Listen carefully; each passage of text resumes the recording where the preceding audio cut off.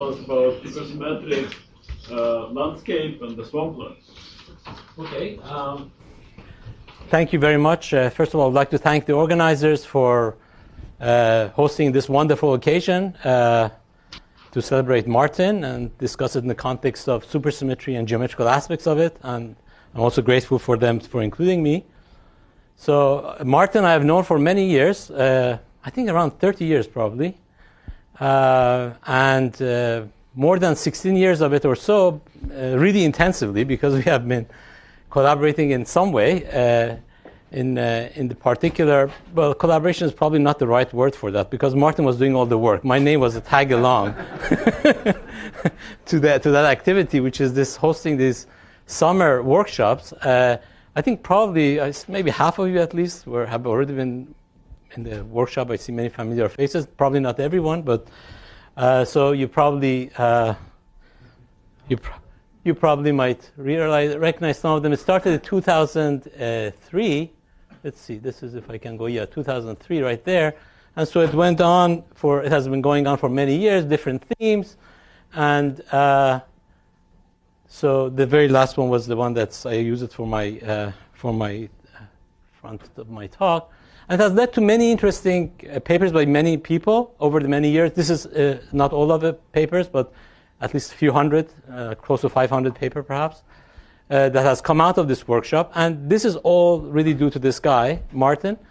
And I think it has had an impact in our area of physics. And so, I mean, those of you who have been in the workshop know what the story of that is in terms of how much he puts his heart into it and making sure everything runs, and he takes care of every detail, and from the most junior people to the most senior people, he's really doesn't matter. Everybody is treated the same way, in the best possible way by Martin, and I think that's why the workshop has been successful over these years.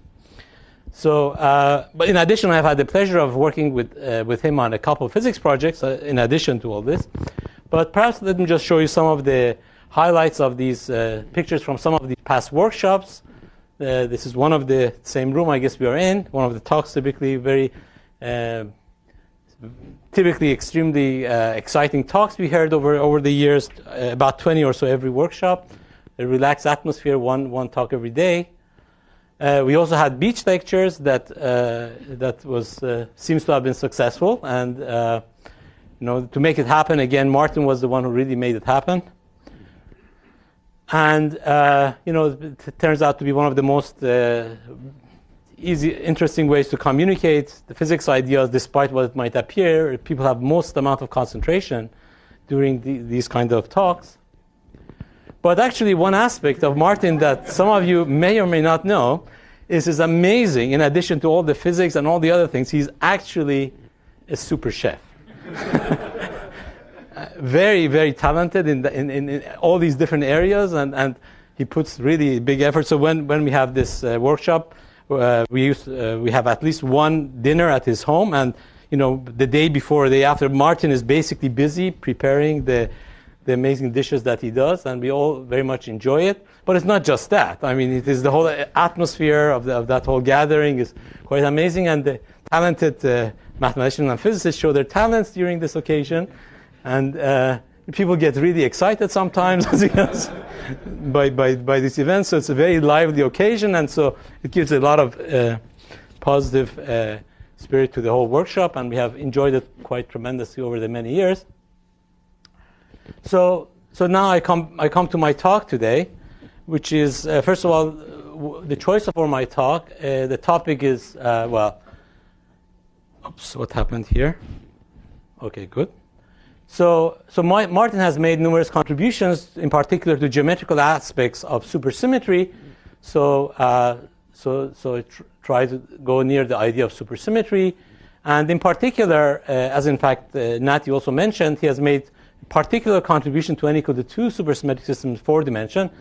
That's very much close to his heart, and in particular the geometry of the supersymmetric systems that are relevant for both n equal to 2 supersymmetric theory as well as supergravity theories in 4 dimension.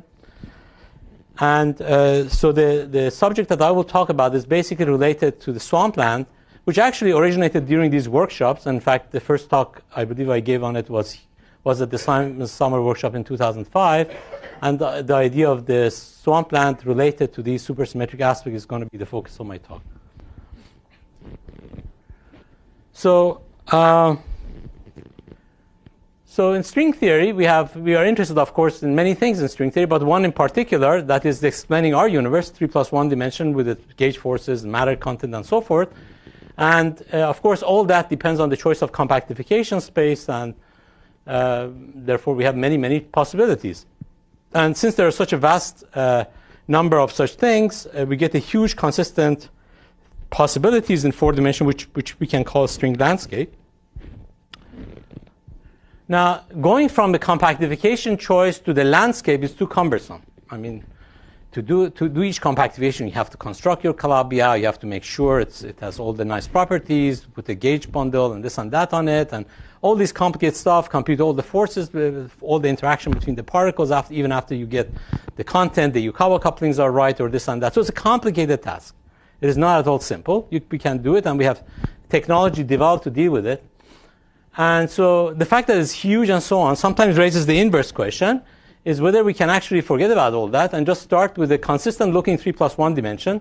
And since the space of possibilities of getting them is vast, if we are just interested in effective theories that we can get using gravity, maybe we don't have to really work that hard. We just write something which looks consistent. And if that's the case, then we're done. We don't have to deal with all this complicated string complication of constructing the compact manifold with all the consistency requirements that goes into making it really work. So so then this raises a question: is that actually correct? In other words, it's true that the landscape of string vacuum is vast, but can any imaginable universe occur as a point in the string landscape? And imaginable meaning consistent looking, at least, consistent with anomalies, consistent with the things that we think are necessary for quantum theory. Can you couple an effective theory which looks consistent as far as anomalies go to gravity? So the usual mindset of physicists is that, sure, why not? You have a theory, it looks consistent, why not? Add the gravity, put a metric, make it dynamical, do the path integral, you're done.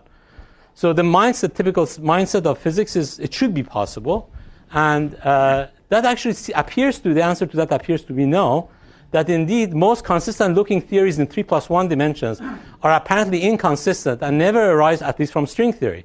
So if one believes string theory gives you, or M theory, or whatever that whole subject you want to call it is, if you assume that is what is giving you completely trustable landscapes of quantum gravity, consistent quantum gravities, then it's not true that everything that looks effectively okay is actually okay. So therefore, effective theories which look okay but actually cannot be coupled to gravity in a consistent way, we can call them belonging to the swampland. Namely, they kind of mimic landscape, but they may not be actually allowed. Okay, so what is an example of this, first of all? Well, let me just give you one example of this, just to get an idea of what is the basic story. So consider D equal to 7 theories, a theory in 7 dimension with minimal amount of supersymmetry. I'm talking about D equals to 7 with, of course, with gravity included. So if you ignore gravity, then there is no bound on the rank of the gauge group that you can get. So for example, if you take M theory on C2 mod ADE singularities, you get ADE gauge symmetry, where this subgroup is the usual discrete subgroups of SU2 associated with ADE. So we know this. And there is no bound on the rank of the gauge group. One might naively think that one could couple all of these to gravity, but that's not the case. And in fact, the only ways that we know to get theories in 7 dimensions involve things like K3 or twisted versions thereof, and they give a bounded rank. The rank is not by any means large. It's of the order of 20 or something at most, and it cannot be made arbitrarily large. So this shows that naive thing that one might think that's okay is not actually okay. And so, of course, it would be nice to see, can we understand it from first principle? What is the bound on the rank? That's what, of course, we want to do. We want to say there is a bound, but how do we figure out what is that bound? Today, we do not have that method available yet. We should try to develop it. What gives you a restriction from quantum gravity reasoning to make there to be a bound? From a math perspective, it's kind of clear from this picture that the things which are local, like singularities of this form, cannot be made as a part of a compact space in a nice way. That is what gives you the bound. But how do you actually see it from effective quantum field theory, that this is bad for gravity if you have too many of them? What not fitting in a compact space mean as being bad from gravity has not been elucidated properly. And that's the kind of thing that we need to figure out better ways of understanding how to come up with these kind of restrictions. But this illustrates, at least if we believe string theory gives you the right set of theories in lower dimension, that there are restrictions. It's not just anything of this sort can happen. But again, we don't have the first principle. So at best, what we can do is to kind of come up with examples that look reasonable, criteria that look reasonable based on examples. And of course, we are always at the mercy of making a mistake because we are selectively looking at things that we can construct. So we could be, of course, misled, but we do what we can do, and that's what part of this program is try to understand as much as possible, try to get general lessons based on what we have learned from various examples in string theory. Yes, Nat? So imagine that somebody comes up with a low energy understanding of the bound. Yes. So just general considerations of the low energy field theory and gravity without anything about the microscopic theory. Yes. Will you say that that means that this particular theory, the theories that do not satisfy the bound, are not part of the swampland? So let me be very precise. Swampland condition is without gravity issues. In other words, the conditions that are imposed because of gravity is what I call swampland. So therefore, so if something has gravitational anomalies, if you have so modular gravitational anomalies where we can understand. So you can include gravitational anomalies as part of swampland, but that's the trivial part of it. Yes, you could include that or not. That's up to you. But the main point here is that if you use things like black holes to say because of black holes this cannot be true, because of this, then that's why we call them still swampland. In other words, from effective field theory by itself, without talking about gravity, you do not see it. That's what I mean. It is a criteria that is because of gravity forced on you, not because of field theory. Not that there's never explanation. Of course, we want to have. But it could also be that there are things that, for general considerations, a low energy observer cannot understand, but they cannot be embedded in string theory. Well, that would be the case of whether or not we can get everything from string theory or not. That's related to that same thing. So right now, the paradigm I have, or at least many of us have, is that string theory gives you in some form everything we can get. Now, that may be wrong, and so we don't know. We cannot be sure of it. So we can only, based on that, we can say something. So the question is, what distinguishes landscape from swampland, or equivalently, what additional consistency conditions are necessary in quantum theory of gravity, which are absent when we remove gravity? As I said, we don't know. So not all consistent-looking theories, as I just said, don't seem to come from. Not all consistent-looking theories seem to arise from string theory, casting doubt on their existence. In other words, if the consistent theories are not the ones that look consistent but cannot be from string theory constructed, then we think probably they don't exist. Some of these observations can be captured by some principles and be motivated by quantum gravitational arguments, like black hole arguments. Depending on the different levels of rigor, one can kind of motivate them, even though sometimes it's very difficult to actually view it as a proof of these ideas. Can I just ask a question? Yes? Are you saying string theory and quantum gravity interchangeably here? I mean, yes. For me, it's the same. Never checking for a generic. No. So hopefully, as Nati said, we want to have string theory independent description, because that would be ultimately what we want. That's what I mean by understanding quantum gravity. However, the springboard to that are examples that we know, and quantum string theory gives you that. Now, if there were other versions of gravity which is not possible to construct via string theory or M theory or whatnot, presumably that will still be in the paradigm of a concept of quantum gravity, and so ideas which are more generic about quantum gravity should include them. So if you want to view that there are such theories, then view these as just a subset of examples that gives us ideas about what these criteria may be. Depends on the perspective. So now these can lead to specific prediction, which can have concrete. If we have a general principles of what they're allowed or not, it might have general consequences, for example, for cosmology and particle physics, and that would be extremely interesting because we want to have model-independent ways to talk about aspects of string theory, and so understanding principles like that, which go beyond effective field theory, would be necessary to make such predictions. So the aim for my talk is, after I review some of the landscape criteria, just give you some examples from past work of what are some of these criteria look like, then I will. Many of these ideas have been actually derived or discovered in the context of supersymmetric backgrounds, which we know better. In other words, the main tool we have in string theory really is in the context of supersymmetric compactification, where we know most about. And then I will talk about a recent result. In fact, it's a work which I have done recently with Sergio Ceccotti, and this was developed in the last summer workshop, related to the theta problem in QCD, which is motivated by study of n equal 2 supersymmetric landscape. So connecting these two ideas together will be the second part of my talk. So string theory, as I just said, supersymmetry is the best class of example we know, and these are the only known exactly stable vacua that we have in string theory. All the other vacua that people have constructed, nobody claims to have any stable one. At best, some people claim to have metastable ones, but there's no exactly stable one other than supersymmetric one. So at least that's one criteria for Swampland, presumably, that the only stable, exactly stable configurations in a gravity theory is supersymmetric one. Again, we don't have a proof. We don't know why, if it's true. But that seems certainly to be the case in all the known examples that we know. So just focus on the supersymmetric subset of the landscape. What we have learned, there are some aspects which look like this. So this is one of the old ones, which goes many, many decades ago, in fact, that the only continuous symmetries are gauge symmetry. That in a quantum theory of gravity, we do not have global symmetry. So this was one of the old ideas from many, many years ago, in fact, motivated originally in the context of black holes, that the global symmetries are not allowed in a quantum theory of gravity. They're always gauged. Another thing which is motivated very much from string theory is that there are no free parameters in string theory. This is one of the amazing facts about string theory, that everything that could have been a parameter actually should be viewed as a web of some field. And why should this be the case? Why should it be, in other words, said in a view of effective field theory, why is it that if I give you enough energy, you can vary the couplings in a quantum theory of gravity? That's a surprising statement. Why should it be like that? So no, there's no frozen coupling. For low enough energy, it could be frozen, but there's no ultimately frozen parameter in the theory. There's finite effective range for the range of scalar fields. I will talk about this in a little bit.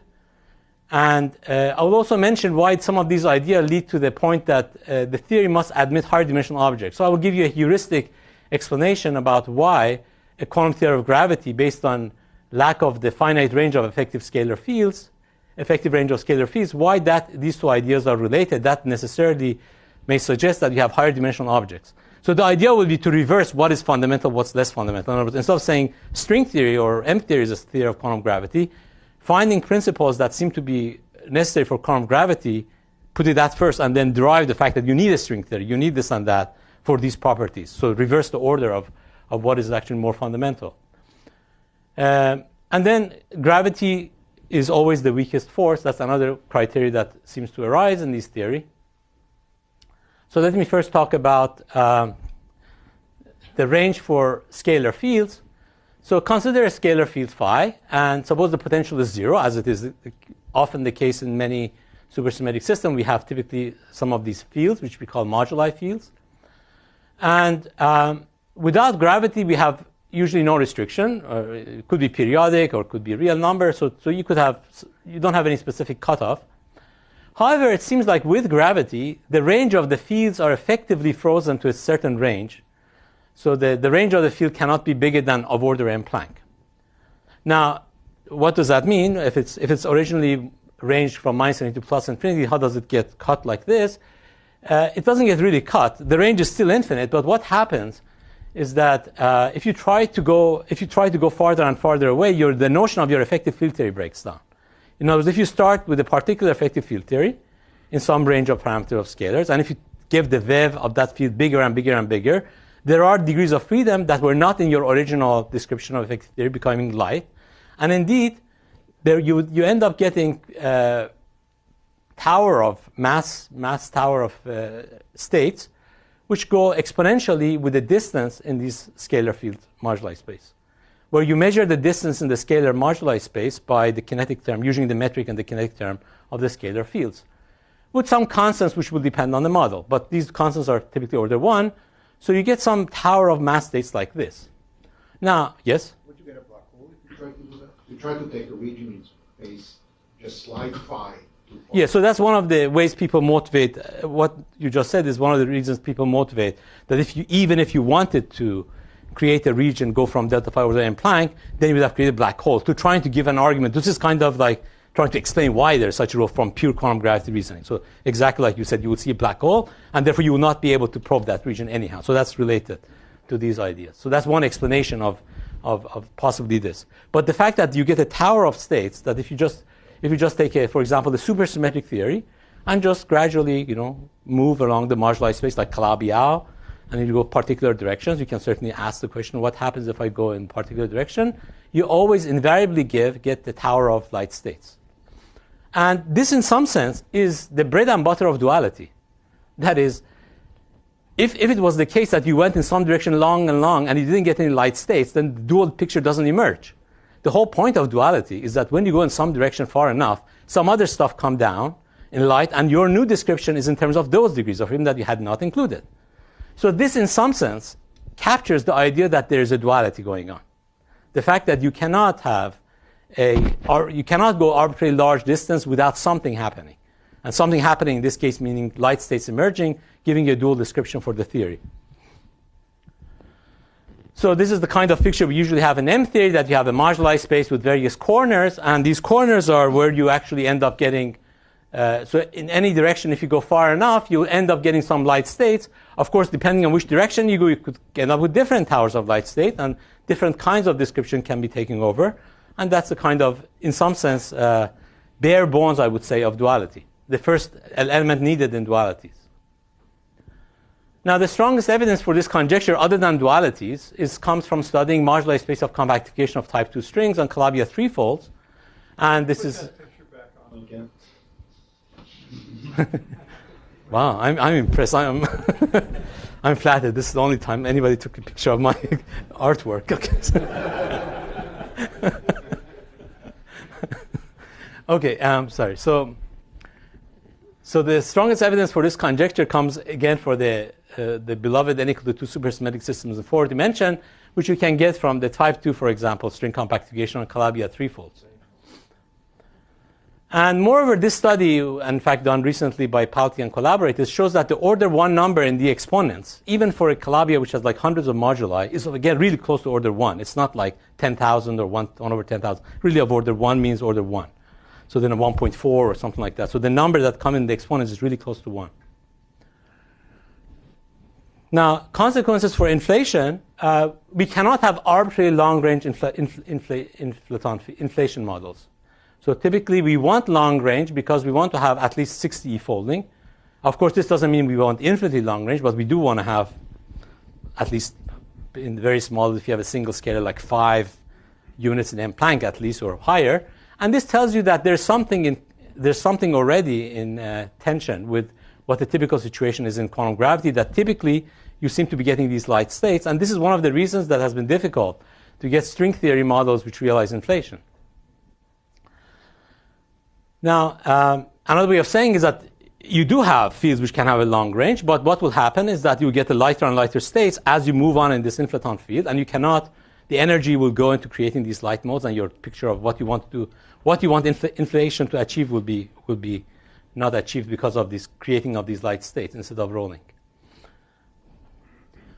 Now, again, this gives you a heuristic argument that there is the extended objects in the theory. So for example, in M theory, we have membrane, or in string theory, we have strings. And here I will give a heuristic. I don't call this a derivation, but at least I want to give you the heuristic picture of how this principle, that if you go large in the scalar field space, you get light states, necessitates having extended objects. So consider a theory of quantum gravity and consider compactifying it on a circle of radius r. So that's fine. So we have this circular radius r, and if you want to write it in terms of the canonically normalized kinetic term for the scalar field, you have to write it like e to the phi. So with the Lagrangian, which is like 1/2 grad phi squared. So if r is much, much bigger than 1, that means if phi is much, much bigger than 0, you get the tower of light states, which is kk modes. That's what we expect, and so on. But there's another direction you can go, and that's phi goes to minus infinity. In other words, you can shrink the radius to 0. In a theory of quantum gravity without extended objects, the smaller you make the circle, the larger you're going to get the momenta, and therefore the more irrelevant that these kk momenta become. And so naively, one might expect the theory to have no light states emerging anymore. You just have what we call usually the dimensional reduction of the theory from one higher dimension to the one lower dimension. But this would be in contradiction with the statement that at large distances some light state should emerge.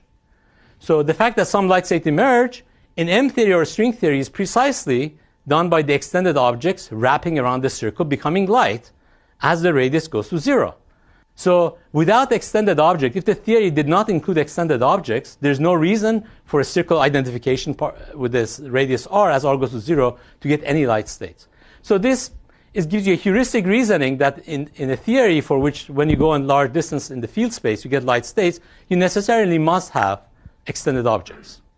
Yes? General principle. Which statement is the general principle? The general principle was this statement that that if you move in the field space at a given range large enough, you get a tower of states. If you believe this as a principle, so even though we are getting this from string motivation, if you start with this kind of idea, then you will have to have extended objects. Otherwise, it doesn't work. Yes, a distance in field space, exactly. These extended states, are they meaningful insofar as that they're coupled to some charge, or is that not necessarily? At this level of argument, it doesn't require that, but they should be stable in some sense. So charge is usually one way to keep them there. They shouldn't disappear on you, otherwise you will not have. Yeah, they could. Yeah, there's no, as long as they are stable in some form, the weak coupling is not necessary. But how can they be stable if there's no weak coupling? Well, like in M theory, like M2 branes are there, so there's no weak coupling. But they're coupled to gauge fields. So Yeah. So that's right. So that's why typically. Okay.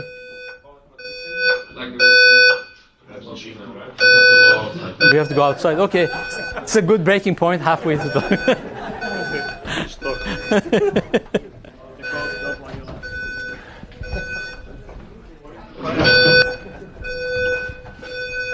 Somebody must have an exam.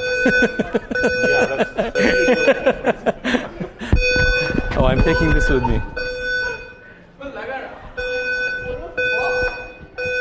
enjoying the talk. Maybe you want to turn. Okay. Shall I start? Okay, so perhaps I will start. So that was a refreshing break. Now, so we continue. So this I mentioned already, and I talked about this. I talked about these. Right. So where are we here? Okay. Another example that we worked out with colleagues, Nima and company, a while back is the gravitational. Why gravity is the weakest force? Well, we don't know if that's the case, but it seems like in string compactification, it has been observed that whenever we have charged particles, there are some elementary charged particles for which the electric force between them is stronger. The repulsion is stronger than the gravitational attraction. And in other words, the mass of some elementary excitations or close to elementary excitation is small compared to its charge. Now, again, the strongest evidence for this conjecture comes from in supersymmetric compactifications.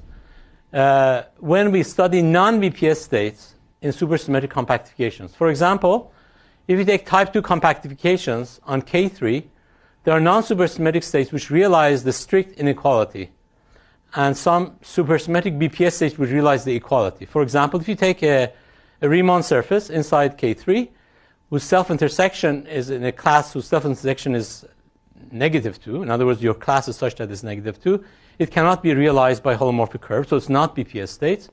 And if you map this to the dual heterotic object, it turns out that it can be realized by having the ground state of left mover excitation heterotic string NL being 0, the left excitation is turned off, and the mass squared is p squared -1, and that's the -1 is the -1 of the usual tachyon of bosonic strings, and this gives you strict inequality mass less than charge.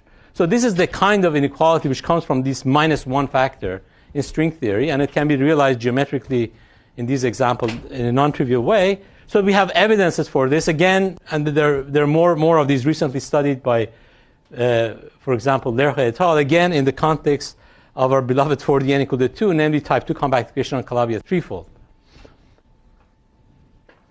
And then there's a kind of a heuristic. It's not, I would say this is not really a strong explanation, but kind of a way to think about it, that one can try to explain the weak gravity conjecture, that if you assume that all non-supersymmetric objects decay in some form, which is at least the macroscopic ones, like macroscopic non-supersymmetric black holes decay, if you start with extremal black hole, mass equals to charge, then if you have that situation, capital Q is the charge, capital M is the mass of the black hole, and if you're at the extremal limit, if you wanted to decay just by kinematics, you would have to have, by charge conservation, you find that if you want to not violate the bound that Q is always less than M for the macroscopic black hole, that the M should be less than Q for these elementary excitation.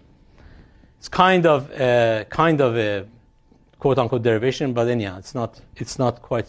It just basically goes together with non-BPS states not being stable if they are sufficiently big. There are further evidences for weak gravity conjecture, for example, by the work by Chong et al. And also Xu et al. And in this case, it's kind of closer, the kind of arguments they come up with is closer to what we can recognize in usual quantum field theory. They consider these higher order R squared terms and try to argue that the extremality of the black hole goes changed in the correct direction to allow mass less than charged states. And they base it on ideas similar to unitarity and causality, which is more recognizable. And other evidences for this comes from studying pure Maxwell theory coupled to gravity. And so this was studied recently, and it was shown that if you have strong enough electric field, you can develop naked singularities if you evolve the system, and which are not surrounded by a horizon, so it's violating the cosmic censorship. Of course, you could say cosmic censorship, there's no sacred principle, but nevertheless, you get a singularity, and you can ask, is there a way to get rid of that singularity in string theory? And it turns out that precisely, well, in the quantum theory of gravity, if you have electrical field, you have to have charged states, and the charged states will have masses. And precisely if there is a state with mass less than charge, exactly when the electrical field becomes strong enough to create that singularity, it creates instead these charged pairs. So in other words, having the mass less than charge is necessary for this to get rid of this kind of singularity, an interesting connection between these two phenomena. So there are all these kind of relationship between them which supports the weak gravity conjecture, and again, we don't have a proof of it. So the thing I want to talk about now is the relation between theta problem and the Swampland. So one of the issues in the study of QCD is to understand why the theta angle is so small, something of the order of less than 10 to the minus 10. And from the viewpoint of the string Swampland, we already can deduce that theta should be the wave of a field. This was before the introduction of the axion, long before the discussion of string theory. But from string theory, we get an additional motivation. It has to be that the theta angle is already the wave of a field because there is no fixed parameters in the theory. So we already must have a field, the axion. And the question then boils down to why the minimum of that axion potential is at 0. That's another way of rephrasing the question in the context of string theory. Now the question is, could there be a gravitational reason for this? Because from the field theory, you can just imagine an arbitrary field with some potential somewhere. Why should it be 0? Naively, the answer should be no. And string vacuum, in fact, allow continuous values of the theta angle. So there's no problem with getting arbitrary values of theta in string theory. So there's no apparent reason theta should be anything like 0 from quantum gravity either. So in other words, we want to have a situation where we have an explanation about, given the fact that the theta is promoted to a field, why the minimum of the potential appears at 0. So let's consider, how do we deal with this problem? Well, if you want to talk about the real world, you have to talk about the non-supersymmetric one and this and that with the standard model, etc. That's far too complicated. Is there a toy model where we can actually realize this question in some form? And in particular, is there any supersymmetric version where we can have a toy model for the theta problem? That's the question I want to ask. Again, our beloved 4D n equal to 2 provides exactly that kind of an example. as I will try to illustrate. So consider type 2b strings compactified on Calabi threefold again, leading to n equal to supersymmetric theories in 4 dimension. And typically we have a U1 to the n gauge symmetry where n is the number of complex deformations of Calabi. And there's also the U1 graviphoton in addition. So the total number of U1 fields will be n plus 1. Now, one can easily see that the theta angles for these U1s, more generally the coupling constants, depend on the vev of the scalar multiplets, the scalars and the vector multiplets. I said scalar, vev of scalar, no. Scalars and the vector multiplets, that's what I meant here. And in particular, they are not frozen. So in other words, the vev of these scalars and the vector multiplet changes. With it, changes the values, and you can get basically theta angles as you wish. Well, not everything, but you get theta angles which change. But what if we have no scalars in the vector? What if we have no vector multiplets so that there's no scalars? What happens then? So in fact, let us consider n equal to 2 pure supergravity.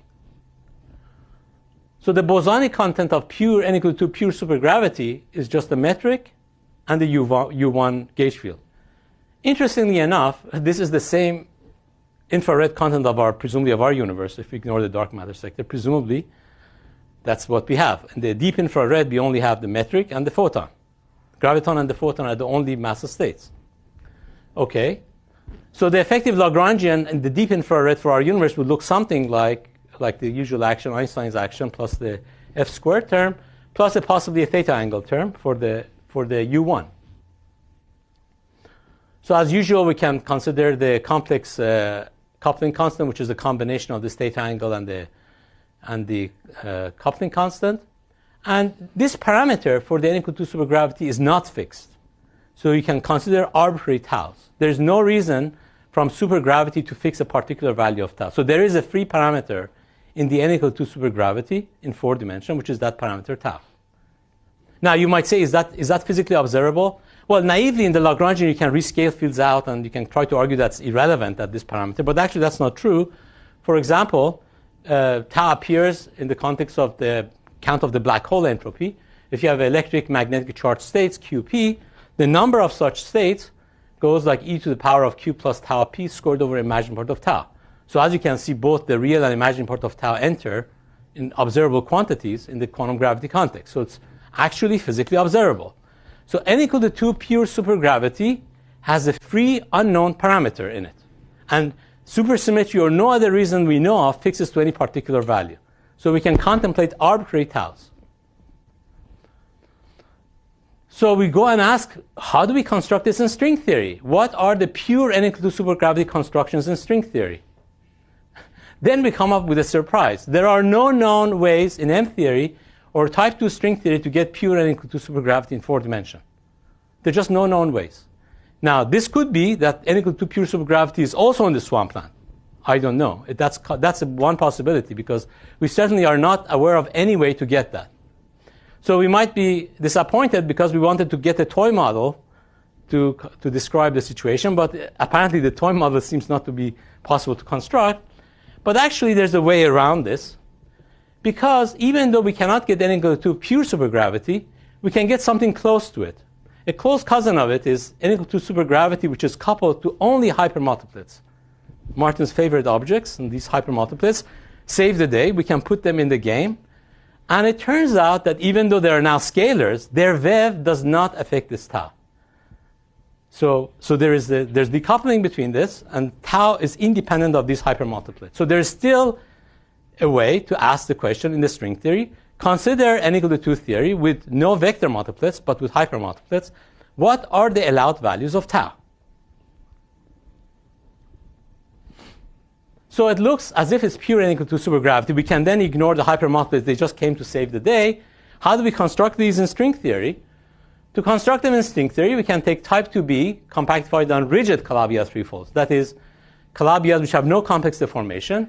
In other words, the ones which have no vector multiplets. For every such Calabi, we obtain a fixed value of tau, which gives you a particular value of theta. Now, how do we determine what's this tau? Well, that's relatively straightforward.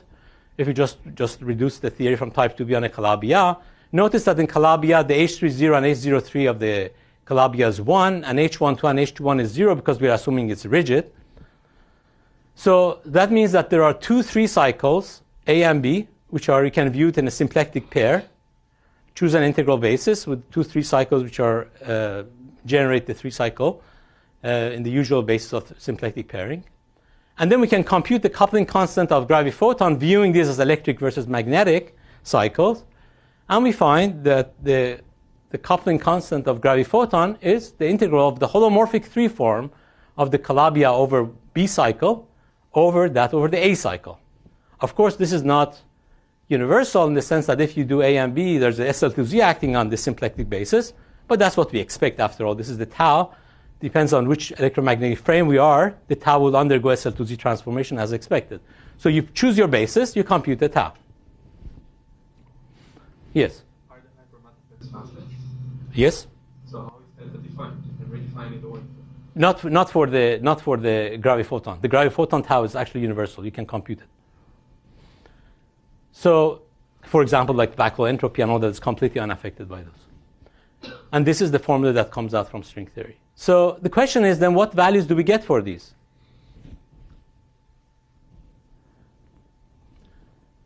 Now, the H20 is 0. So where is the axion? We want to find the axion potential.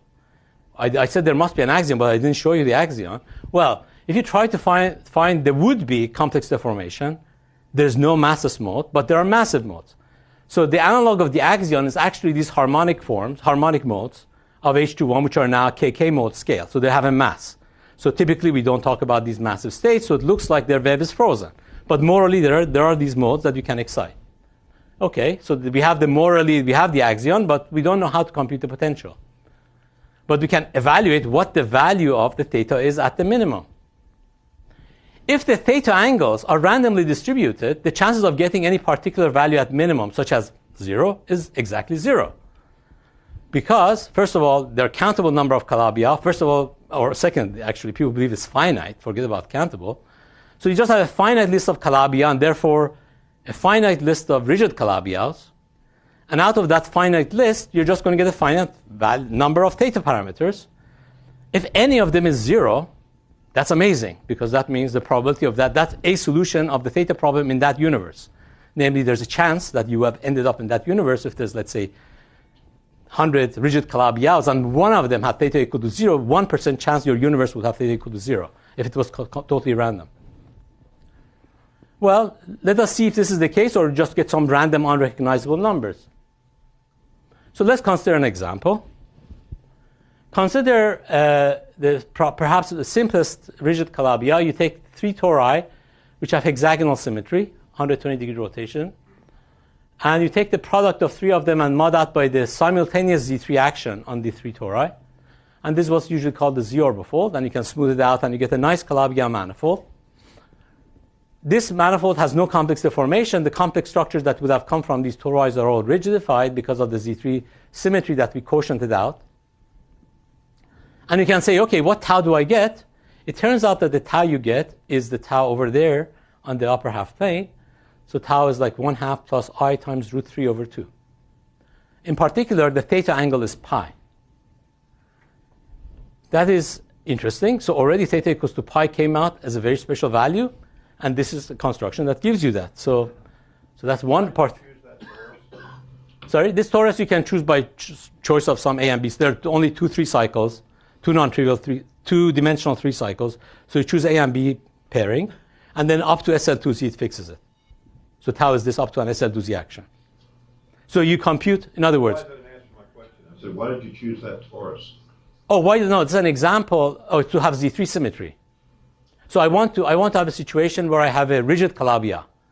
The rigid Calabi-Yau, Z3 symmetry isn't rotating the 3 coordinates. Z3 symmetry is acting on the 3 tori simultaneously, and so therefore it rigidifies the Calabi-Yau, and therefore you don't have any complex moduli. Yes? I think that your theory, because your Calabi-Yau is defined over R, has the property that theta will be 0 or pi. In this case. Any Calabi-Yau defined over R. Well, okay, so any Calabi defined over R, but it doesn't have to be in general. So there are Calabis which are not defined over R. I don't personally know rigid ones that aren't defined over R, but maybe there are some. Yes. So in fact, the next thing is actually going to give you further evidence of what you're saying. Yes. So go back. So this system does it have a global symmetry that guarantees theta equals some Z3 that X? There is a complex multiplication on the torus, and you can try to use that to try to define it. I haven't tried to. The question is whether theta equals pi is natural because of symmetry. In this particular case, there might be. In this particular case, there might be. Theta equals pi is natural because of parity, but this particular value of tau is probably because there's a Z3 duality symmetry. That's probably the case for this example. So here I'm just giving you one example. I'm not trying to draw too much of a conclusion based on this example. I'm just trying to say there's a workable example, not too complicated, you can actually compute it. It's very concrete computation. But actually, there are about 50 or so rigid Calabi-Yau known. And they are not orbifolds, all of them. They are just some of them are, some of them aren't. And it turns out that all of them have theta as 0 or pi. All of the ones known have theta equals 0 or pi. In fact, majority have them theta equal to 0, and there are a handful which have theta equals to pi. What's a handful mean? I don't know, 4 or 5. I don't remember the exact number. But this is like, most of them are theta equal to 0. Now, this would have been... This would indicate that all 50 are defined over R rather than being in complex conjugate pairs. Yes, it could have been complex conjugate pairs. The question is whether or not there are such Calabi-Yaus or not. So there's no a priori reason. So in other words, from the construction, if the Calabi-Yaus is defined over the reals, you have CP symmetry, and that will explain why you get 0 or pi. In fact, that's the point here I'm bringing out. Why do all of them preserve CP? Now, for a particular construction, as Ed is saying, you could explain that if you have defined over real. But why, in general, Calabi-Yaus would have to be like that? Why should it be? Is there any reason from n equal to supergravity that had to be like that? If we did not know where are we getting our 4D n equal to supergravity, why should have ended up at CP, interesting CP symmetric point? Yes? To elaborate on this point, the first sentence is not clear. This leads to a solution. Okay, solution meaning that why should the minimum of the potential be at 0? At least there's a probabilistic chance that we are at that one. In other words, if we were living in an n equal to supersymmetric world. No, but the theta problem is not why the solution is at 0. The theta problem is why do we see theta equal to 0 in a system that does not have symmetry? So that's not a preferred point by symmetry. That was the naturalist. Well, I'm reforming the question in this particular way. Yes. You should add one sentence, Cumrun, Yes. which is that your hypermultiplet vevs can presumably violate CP. Yes. I Yes. think the model could be CP violating. Oh, yes, that's true too. Good point. So it's not. Yes. Or my next question would then be, this is a classical result, but we should decide whether the loop corrections. No. This is protected. This is non-perturbative. The exact statement I'm making. As long as supersymmetry is unbroken. Yes, n equal to 2 is unbroken supersymmetry. So this is an exact statement, and this, as I see, you see theta problem. I put it in quotes. So I'm just viewing as a version of the theta problem. But it's fair to say that there are more aspects to the theta problem than the one I'm asking here. But the problem I'm pointing out here is that why is the theta angles in this case rigidified to these values, at least for all these examples. Now, There are solutions to the theta problem where you say that microscopically the system has CP symmetry. The CP is spontaneously Yes. broken, as was suggested by Ed, by Yes. the vevs. So such a macroscopic solution of the theta problem has been entertained. But I don't see why this would be any different. well, why should we have at all CP at all in part of the discussion? The n equal to supergravity doesn't care about CP. Why should we even be entertaining CP?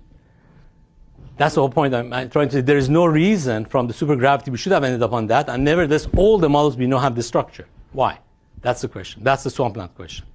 There should be a gravity reason which we are missing. So, in fact, using mirror symmetry, you can show that one can show that even if there are vector multiplets, there are loci in scalar vevs where the theta angle is 0 or pi and CP is realized. There's always a real locus which has these properties. So it seems that all known n equal to supergravity, at least for the vector multiplet sector of them, have loci which have CP preserving. And in the rigid case, there are no variations, and we are landing on the CP preserving values of the theta angle. That would be kind of explanation. However, I should warn you, when we discuss this with our math colleagues who are expert in these rigid Calabi-Yau, they tell us that there's no reason they know of that theta should have been 0 or pi. And they will be surprised if that's actually a correct statement for arbitrary Calabi-Yau. So in other words, we don't know if the statement is general. We don't know if there are examples for which their theta is not 0 or pi, but all the known ones, which may be because they're simpler to construct for some reason, ending up with 0 or pi. So it is natural also to take a further question, now that we are here, why just talk about the theta angle? There's also this 1 over e squared, which is also interesting, the coupling constant. So the coupling constants a priori in the n equal to supergravity could have been arbitrary parameter or values, but it turns out they are not. There's like specific values. The one I just showed you was 1 over e squared was related to square root of 3 over 2. Why are these specific values coming? Well, the ones based on orbifolds lead to the case where the j function of that tau is rational. And but again, there's no reason to believe that that's always the case, that whether j is rational or some finite extension thereof. So the question is, what fixes the whole tau? Now, the black hole entropy, I showed you the formula for the black hole entropy. The leading term involved just the tau. And so the black hole entropy of the electric and magnetically charged states should be an integer. So there's some integrality property. But it depends not just on tau. If you go to subleading term, there will be it does depend on the Euler characteristics of Calabi-Yau, maybe with the triple intersections or something. So some extra data may come in the Calabi-Yau, which would affect this. But usually the entropy of black holes are some modular objects. And so there would be an integrality property based on that to fix some allowed values of tau, presumably. It will be interesting to try to connect this to the integrality of the black hole. The black hole should somehow enter this story, and it will be interesting to flesh it out. So my talk was appropriately timed. I had predicted that there would be a... Sorry, I'm just kidding. So it's just timed properly, I guess. So we're almost there. So supersymmetric theories, and in particular n equal to supersymmetry in 4 dimensions, are a fruitful set of examples for drawing conclusion about criteria distinguishing string swampland and string landscape. The distance conjecture and the weak gravity conjecture are 2 examples which illustrate this. This may also lead to interesting phenomenological implications, such as possibly relating the theta problem to quantum gravitational consistency. There's also a relation with the recent work I did with Hiroshi and Iran Palti and Gary Shu, where it relates this distance conjecture to the de Sitter conjecture, and that's some kind of ongoing work which I'm not talking about. But anyhow, there are many possible interesting connections with the interesting questions in our universe, which could have connections with these swampland ideas, and it'd be worthwhile studying them further. So here, I think let me just conclude by saying that Martin is his energy, as Nati also mentioned, is one of those amazing things. He's always running around doing something, helping some guy, resolving some issue or something. It's always the thing I see in him is his energy. He does not at all look past 60. He in fact looks younger than me. And in particular, even though some people say it's slightly past 60, I still feel that he's 60. So let me just say happy birthday, belated 60th birthday, Super Martin. Thank you.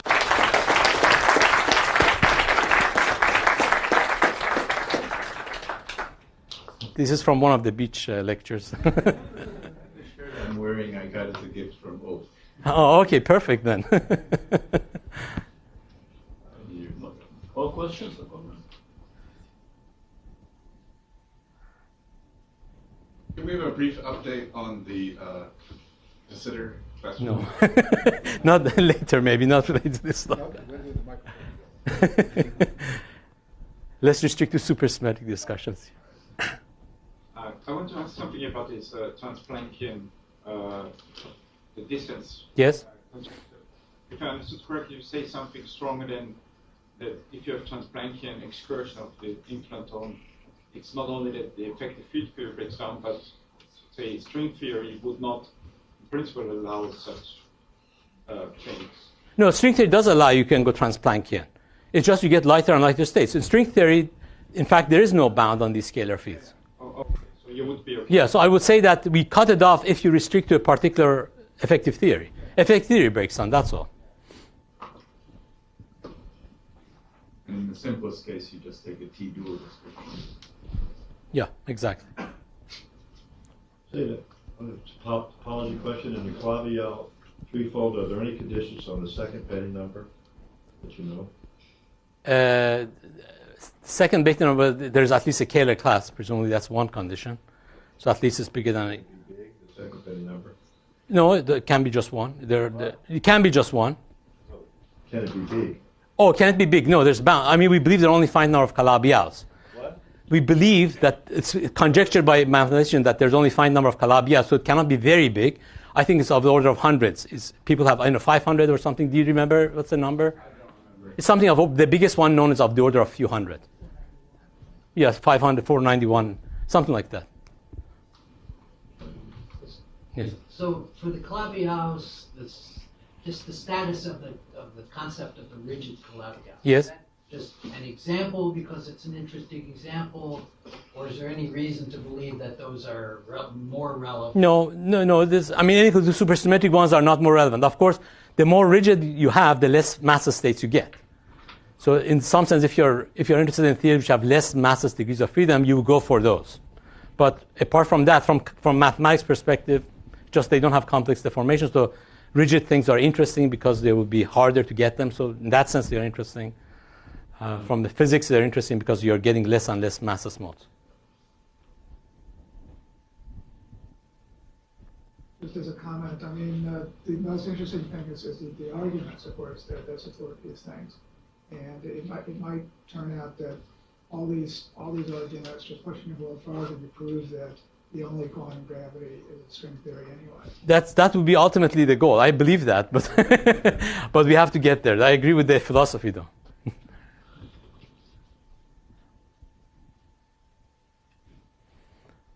Any other questions? No, let's thank you again. Okay, thank you.